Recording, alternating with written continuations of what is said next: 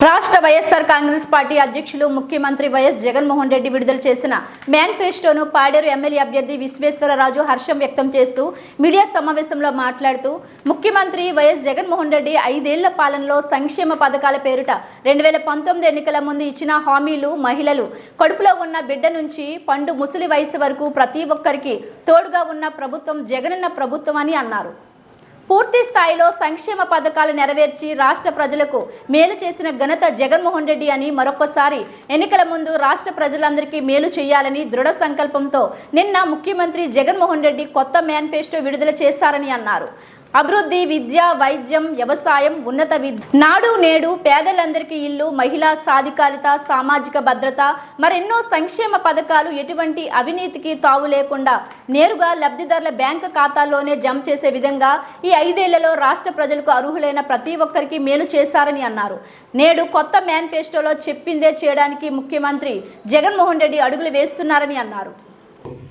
రాష్ట్ర ప్రజలకు మేలు చేకూర్చే విధంగా ఉంది కాబట్టి రేపు జరగబోయే సార్వత్రిక ఎన్నికల్లో ఈ మేనిఫెస్టో మా జగన్మోహన్ రెడ్డి గారు ముఖ్యమంత్రి కావడానికి 175 సీట్లకు 175 గెలవడానికి ఎంతో దోహదపడుతుందని చెప్పి ఈ సందర్భంగా తెలియజేస్తున్నా. ఒకటే చెప్తున్నాం, ఇప్పుడు మేము ఏదైతే పథకాలు మా ప్రభుత్వం ద్వారా ప్రవేశపెట్టినటువంటి ఆ పథకాలను కాపీ కొట్టడం జరుగుతుంది.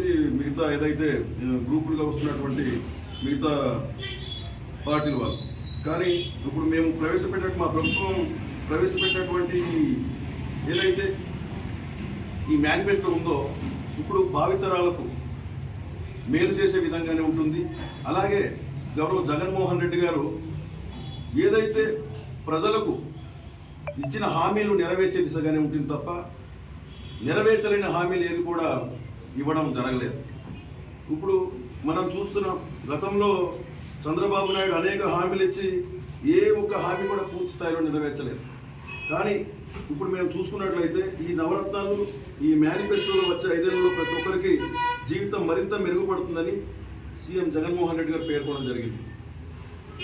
ఈ ఏదైతే ఈ మేనిఫెస్టో ఉందో ఈ మేనిఫెస్టోని ఒక ఖురాన్ గాను, ఒక భగవద్గీత గాను, ఒక బైబిల్ గాను ఈరోజు తీసుకోవడం జరిగింది.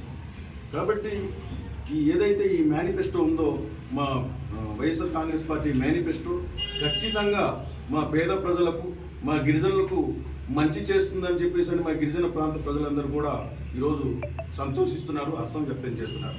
కాబట్టి రేపు 24లో ఇంకొక 13 రోజుల్లో జరగబోయే సార్వత్రిక ఎన్నికల్లో వైఎస్ఆర్ కాంగ్రెస్ పార్టీ పట్టం కట్టడానికి ఈ మేనిఫెస్టో ఎంతగానో